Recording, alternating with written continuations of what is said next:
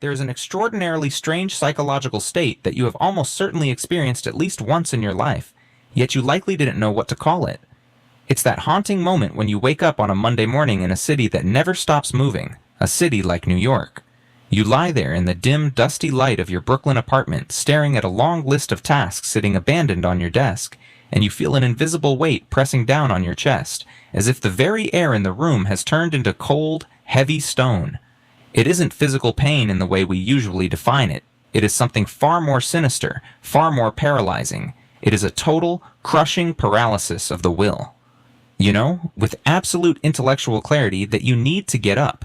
So you are acutely aware of the consequences of your procrastination. You can see the deadlines piling up like treacherous snowdrifts outside your door. You can feel the inevitable disappointment of your boss, the silent judgment of your peers, and the suffocating anxiety of bills that simply won't pay themselves. Your mind is screaming at your limbs to move, but instead of taking action, you remain motionless on your familiar sweat-stained bed. You spend 3 hours scrolling through your phone in a mindless gray trance, letting a gnawing sense of guilt eat away at your mind like termites silently hollowing out a rotted support beam in a house that's about to collapse. When you fall into this state, the world outside, and even the cruel, relentless voice inside your own head, immediately slaps a label on you. They call it laziness. They call you undisciplined, weak-willed, a failure of a human being. The motivational videos on your feed scream at you to just get up and stop making excuses. You listen to them. You try to force yourself. You grit your teeth until your jaw aches and you strain every mental muscle you have. And yet you only end up feeling more disappointed, hating yourself more because your body simply refuses to respond. It is as if the connection between your brain and your muscles has been severed by an invisible hand.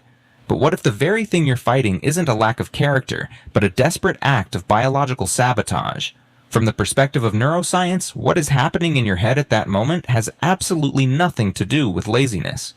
In reality, your brain has triggered an emergency shutdown mechanism. It isn't being lazy, it is pulling the plug on the entire system to save your life from a total neurochemical meltdown. The difference between being lazy and having a temporarily broken nervous system, otherwise known as burnout, is a razor-thin line. But understanding that line is the single most important factor for your mental health, your career, and your future. To understand exactly what is happening inside your tangled web of nerves right now, we need to look at a man named Mark. Mark is 28 years old, a typical, hard-working office professional living in the relentless grind of New York City.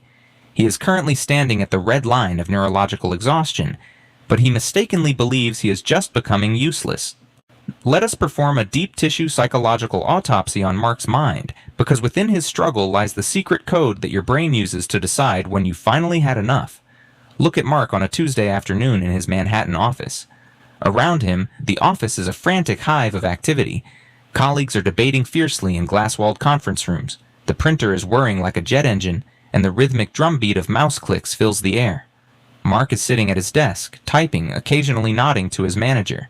To any outsider, he looks like a productive member of society. But if you were to look deep into his eyes, you would see a hollowness that is chilling. Mark feels like a ghost haunted by his own life. He feels as if he is floating 10 feet above the conference table, coldly observing his own body perform repetitive robotic movements. He hears the sounds of the office, but they have no meaning to him. They are just white noise. This is the first definitive sign of burnout. Depersonalization. This isn't a lack of interest. It is the brain's ultimate high-level defense mechanism.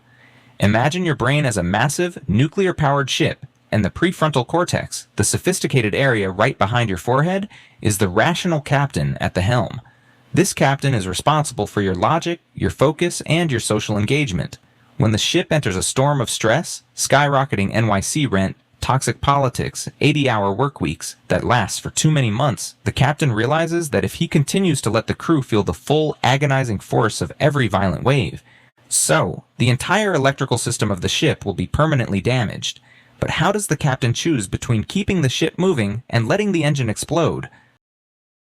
The brain makes a brutal binary choice. It cuts the connection between the bridge and the rest of the ship. It creates a thick, emotional wall of fog so that you don't have to feel the pain, the fatigue, or the crushing pressure anymore. Mark is in autopilot mode. If you feel like you are no longer yourself, if your own life feels foreign, soulless, and distant, do not blame yourself for being cold or unfeeling. This is simply your brain's desperate attempt to protect your soul from being burned to a crisp. The captain hasn't abandoned you. He's just locked the doors to the bridge to keep the fire from spreading to the core. This leads us to the second and perhaps most diagnostic difference between laziness and burnout: the weight of your own history. If laziness is a constant state of being, besides, why does it only feel like a prison once you've already achieved everything you thought you wanted? Laziness is what we call a character trait. It is like a slow, lazy river that flows at the same sluggish pace year after year. A truly lazy person generally feels quite comfortable doing nothing. They don't suffer from midnight terrors of guilt.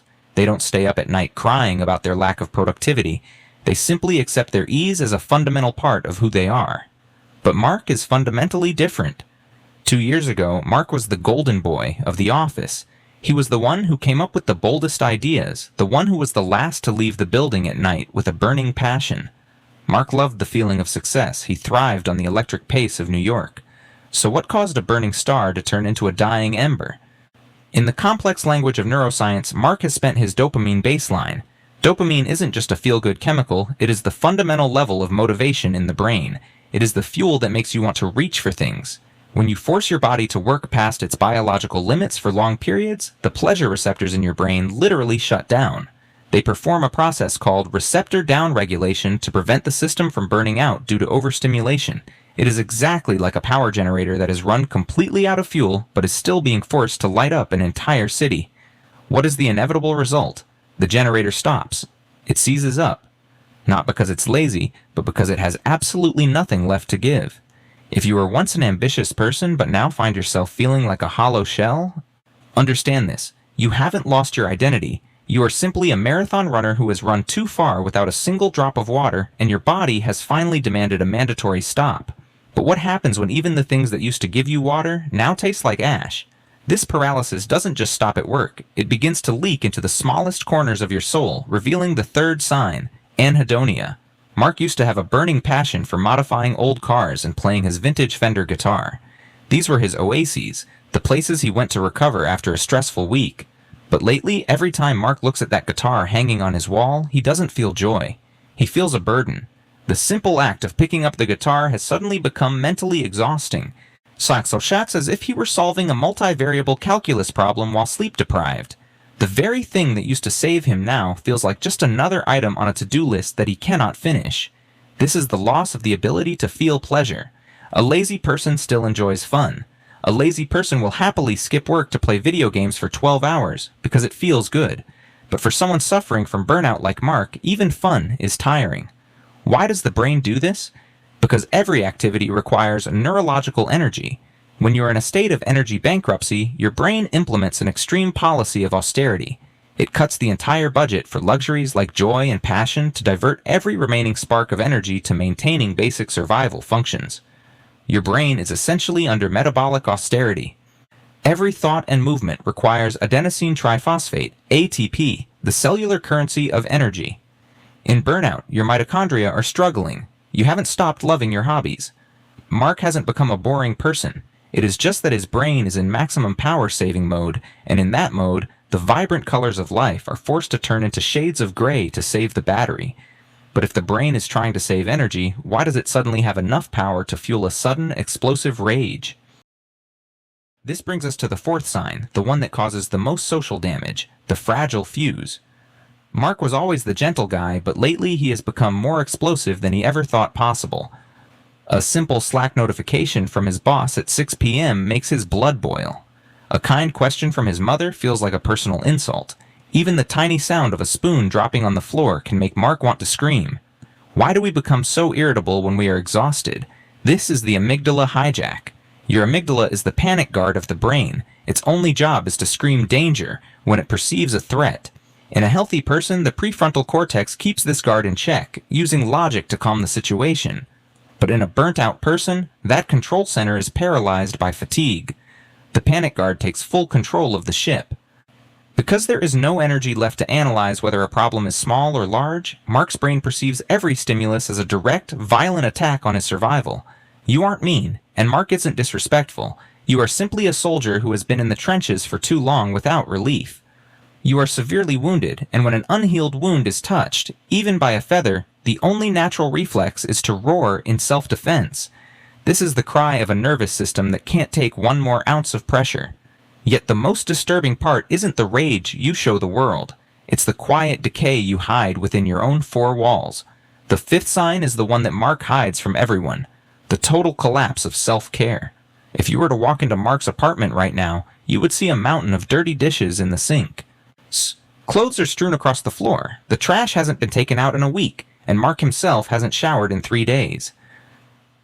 People looking from the outside would immediately judge him as lazy, but as a neuroscientist, I see something else entirely. Biological triage. In an emergency room, doctors don't bandage a broken finger if the patient next to them is bleeding from the chest. Your brain is doing the same thing. When you only have 1% battery left, the brain cuts all power to the passenger cabin, things like hygiene or housework, to divert energy to the engine room, keeping the heart beating and the lungs breathing. This is a state known as sickness behavior, often triggered by the vagus nerve. For Mark, picking up a sponge feels as heavy as a 500-pound deadlift. This isn't a lack of hygiene, it is a strategic withdrawal of energy. His brain has decided that looking professional is not required for survival.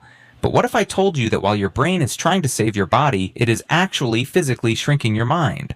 The final sign is the slow erosion of your cognitive ability, often felt as brain fog. Mark is starting to forget basic things.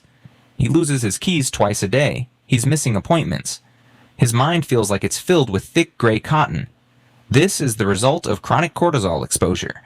Cortisol is useful for short bursts of energy, but when it's pumped into your system for months, it becomes a neurotoxin. It actually causes the hippocampus, the part of the brain responsible for memory, to physically shrink. This isn't a bad mood. It is a physical brain injury. Mark hasn't lost his edge because he's lazy. He has damage from being too strong for too long. Burnout is the biological tax we pay for ignoring our limits.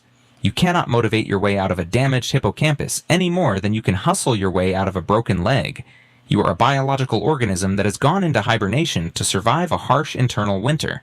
The question is, how do you wake up from a winter that feels like it's never going to end? So, how do we flip the circuit breaker back on? How do we save Mark? And how do we save you? If you treat burnout like laziness, you will only make it worse.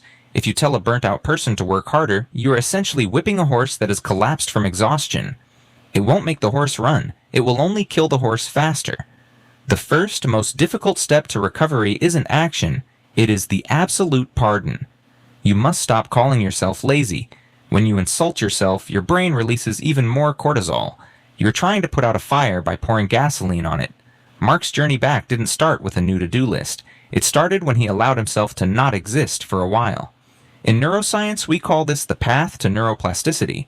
Your brain is not a fixed machine. It is a living forest. It can heal, but only when it is in an anabolic or building state, not a catabolic or breaking down state.